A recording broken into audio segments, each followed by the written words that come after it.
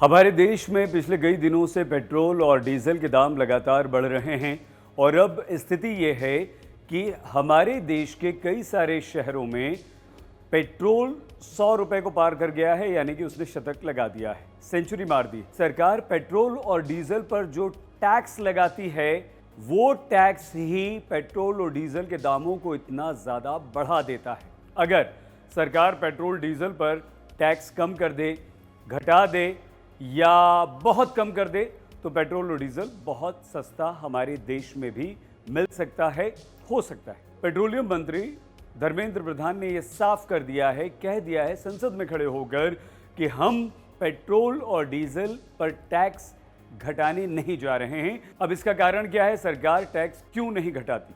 Corona से हम काफ़ी परेशान रहे, हमारे देश की अर्थव्यवस्था को बहुत ज़्यादा नुकसान पहुंचा। अब आपको ये जानना ज़रूरी है कि सरकार आखिर आपको और हमें परेशान देखकर भी या हमारी जेब पर पेट्रोल डीजल का इतना ज़्यादा जो बोझ पड़ रहा है उसके बावजूद टैक्स क्यों नहीं घटा रही है?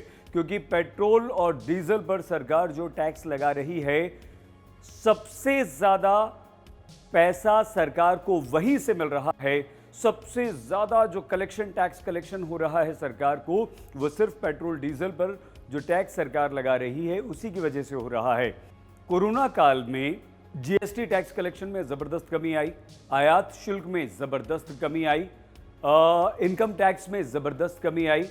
लोगों ने रिटर्न ही फाइल नहीं किया, व्यापारियों को बहुत ज़्यादा नुकसान हुआ, यानी कि जीएसटी कलेक्शन काफ़ी कम हुआ। वो आंकड़े भी अभी हम आपको बताएंगे। सिर्फ और सिर्फ अगर सरकार कहीं फ़ायदे में रही, कहीं सबसे ज़्यादा टैक्स कलेक्ट कर पाई, इकट्ठा कर पाई, तो वो पेट्रोल डीजल पर जो टैक्स उसने लगाया है उससे।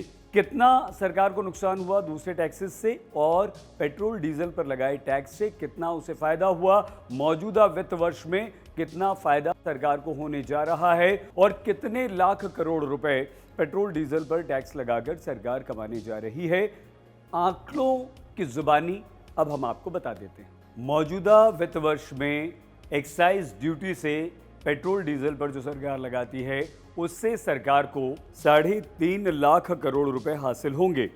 ये वित्त वर्ष 2020-21 के बजट अनुमान 2.5 लाख करोड़ रुपए से 39.3% ज़्यादा है, या आप इसे ऐसे समझ सकते हैं 97,600 करोड़ रुपए ज़्यादा पिछले साल के मुकाबले इस वित्त वर्ष में सरकार को पेट्रोल डीजल से मुनाफा होने जा रहा है, और वो भी कोरोना काल के बावजूद। मौजूदा वित्त वर्ष में कोरोना की वजह से जीएसटी कलेक्शन में सरकार को जबरदस्त नुकसान हुआ, यानी कि कमी आई। इसके अलावा कस्टम ड्यूटी यानी कि सीमा शुल्क संग्रह में भारी कमी आई। एक अनुमान के अनुसार जीएसटी संग्रह में लगभग 25.5% कस्टम ड्यूटी में 19% की गिरावट आ सकती है।